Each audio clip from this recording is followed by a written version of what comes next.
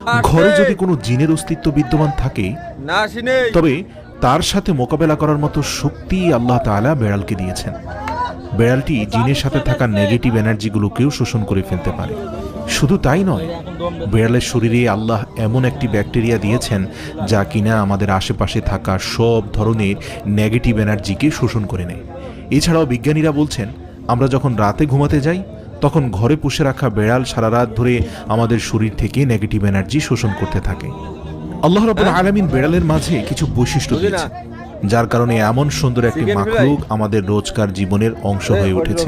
রাসূল সাল্লাল্লাহু আলাইহি সাল্লাম বেড়াল পছন্দ করতেন এবং বেড়াল পালন করার কারণে তিনি তার এক প্রিয় সাহাবীর ছদ্মনাম দিয়েছেন আবু হুরায়রা, যার শাব্দিক অর্থ দাঁড়ায় বেড়ালের পিতা। কেন একজন মুসলিমের বেড়াল পালন করা উচিত?